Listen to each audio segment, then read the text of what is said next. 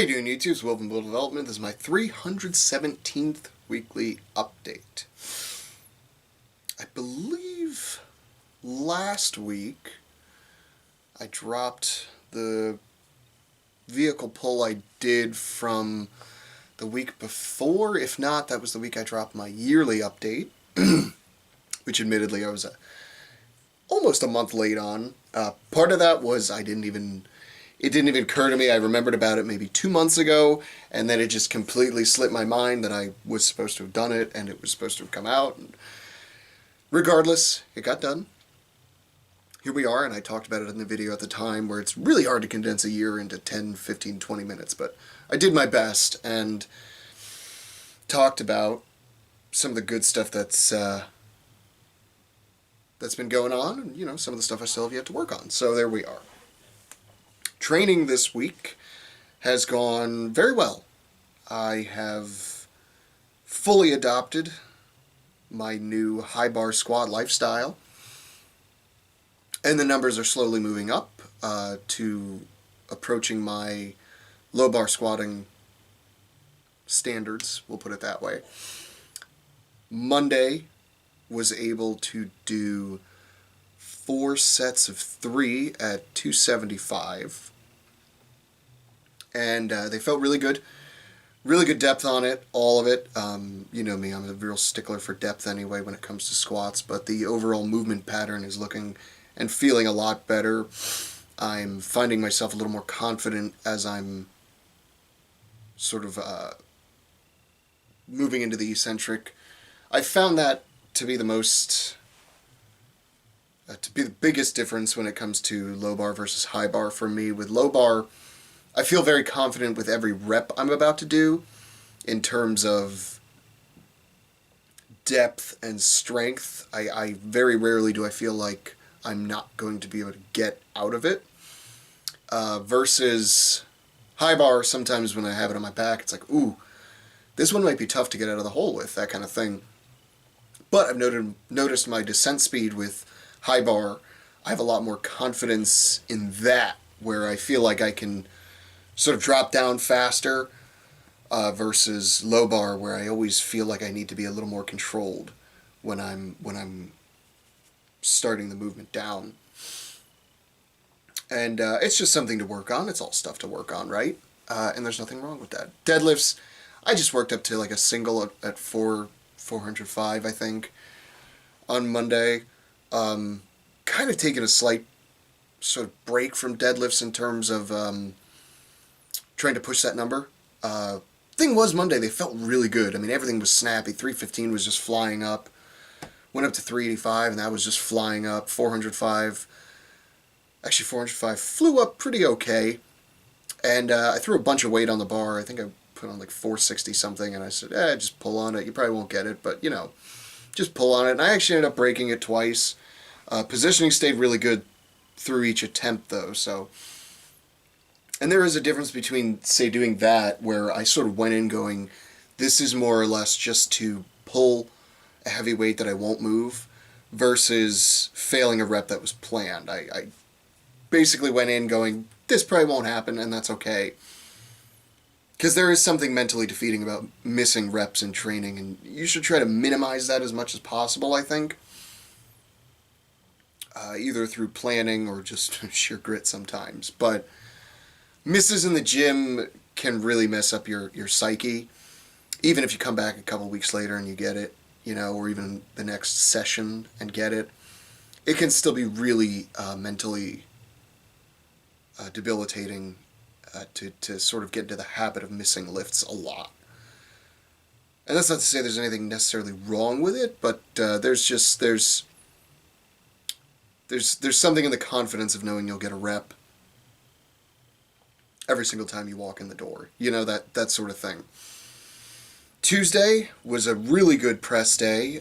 Hit comp weight, which is 200 pounds for the incline log. And I hit it for sets of 2, and it went really well. I think I did 7 sets total of doubles, and I tried to do them sort of every minute on the minute sort of thing. just to keep the rest times really low and really get a lot of cleans in with that weight, and sort of working on, okay, what kind of technique am I trying to do with the clean, really refining that and making it so the clean is sort of the easy part. And it feels good because I know I won't zero that event, and I'm not gonna. I probably won't win that event, and that's okay. I probably won't win any event. Maybe the truck pull. I've got a shot at that, and maybe the Hercules hold.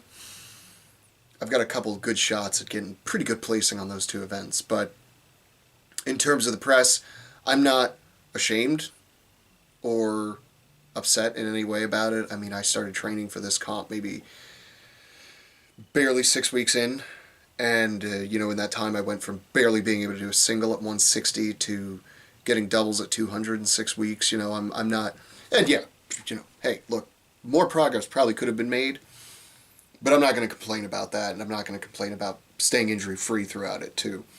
And the reason I'm talking like that is because this was my last heavy week. Next week I've basically got 3 training days. I put training in quotes. I won't get stronger in that time, so basically everything is going to be backed up and dialed down quite a bit, just because I can't risk injuring myself that close to the comp. If I got injured this week, or maybe just say hurt, because there is a difference, I could probably be okay by next week. But next week I cannot, I can't even tempt it. It's one of those things. So it was good that I was able to do that this week, and again, build that confidence up a little bit. In terms of what I'm shooting for at the comp in that particular event, probably going to shoot to just, I'll be happy if I get 5 or 6 reps with it. I believe we have a minute. So again, doing that every minute on the minute thing, knowing that I can get 2 reps in under, 15 seconds. Let's say I only get 3. I know I can go back down and wait until I've got, 45 seconds left, roll up, and I'll be able to get at least another 2. So that's another one of those things that I was sort of pre-planning in, and one of the reasons why I really tried to utilize the every minute on the minute style of training with that particular event. And then did a bunch of accessories afterward. Wednesday off, Thursday, squats and deads, those went really well. Squats went really well. The plan going in was to hit like 275 for sets of 3. I'm sorry, it was 255 on Monday. Plan was 245 even. So the plan was to hit 275s because I hit a single on Monday with 275, a few singles. And I said, okay, cool, I can handle that. And I said, I want to do that for 3s now. And did 225, felt great. Did 275 for 3. And I was like, you know what, man, I want to go up. It feels good. Let's see what I'm actually capable of here. Excuse me. Went up to 295, hit that for 2. Hit 315 for 2 singles, and then I said, all right, I'm going to do strip sets down following the same rep scheme. And so I hit 295 for a double, stripped off the 10s, hit 275 for 3, and then stripped off the weight again, hit 225 for 6, took the belt and the 45s off, and hit 135 for 5, and I was gassed and beat, and it was good. It felt really good to sort of get squats in a way that I don't necessarily avoid, that would be the wrong word, but I probably don't train them in that manner as much, and I'll probably start utilizing that a little bit more, maybe once a month, that kind of thing. And adding a little more volume into my squats too, it probably couldn't hurt. And then deadlifts, I just didn't have time. I ended up just pulling like a single at 315 beltless, just totally raw. That was what I worked up to, and there was still a lot of people in there, and I didn't feel like setting up another bar to keep going, so I said, screw it. I'm not being tested on a deadlift. A little bit off won't hurt me, and I plan on doing some RDLs tomorrow, so, I sort of make up for it. And then tonight, just went up to 190 and did 3 sets of 3. Just to do something, and also skip the accessories there. I felt a little ragged the last couple days. Bad sleep. Through really no fault of my own, I've done everything right. It's just sometimes you have that. Same thing with training, you can do everything right, and sometimes you just have a bad time. And so I said, you know what, let's just call it for today. You're not injured. We'll do the accessories tomorrow, being Saturday. So I'll do some accessories for like everything essentially. And probably would do some event work with the bag throw. I'm just working with a 35-pound bag right now. And the plan, the way I've been training it when I do train it, is essentially throw it, run to where it is really fast, throw it again, run to where it is really fast, throw it again. I believe we started like 20-pound bags, and I know I can handle those no problem. The 35s are kind of iffy sometimes for me. So, you know, if it's 20, 30, I think ours ends with 40. I know I'll be able to get the 20 to the 30s, no problem. 35, a little questionable sometimes. I think mine weighs like 36.2 or something like that. So it should be okay. I know I won't zero the event, so that's fine by me in that regard. So that's the plan. No 2 video this week. I'll try to get back on top of sort of recording some of my training after the comp, and I'll do a comp recap that'll probably come out next Wednesday, or I'm sorry, the following Wednesday after the comp. And that's where we're at.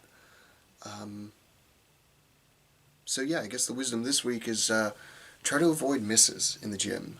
If anything, just for your psyche, but there's also a bit of a injury risk there too. If you're going for a single that call it RPE 11, you know what I mean? Save those for the comp, save those for platform day, whatever you're competing in. And if you don't compete, then just make smart planned jumps, There's no reason to kill yourself in the gym. Nobody really cares about those kind of lifts anyway, to an extent. Yeah, it's impressive to see somebody deadlifting, 900 pounds. But if it's in a gym, it's not a competition, it's one of those things, There's no point in really destroying yourself and risking missing. I mean, injuries happen. I remember just a few weeks ago, I think last week, there was a big powerlifting meet, and Rob, I can't remember his name, his Instagram's Quads Like Rob. He's one of the strongest squatters in the world. I mean, his legs are ridiculous looking. Depth is just nasty on everything he does. And he was just warming up. Of course, he was just warming up, right? He was warming up at like 800 something. And he was just taking it down for a single just to warm up, and he actually tore his quad. I mean, it happens, It's just, it happens just like that, and he wasn't even really pushing it then. So it's something to think about, Now he's going to miss, a few months of training at least because of that. And, I mean, I've seen people in gyms going for things that they probably shouldn't be going for. And, it's just sort of like, why?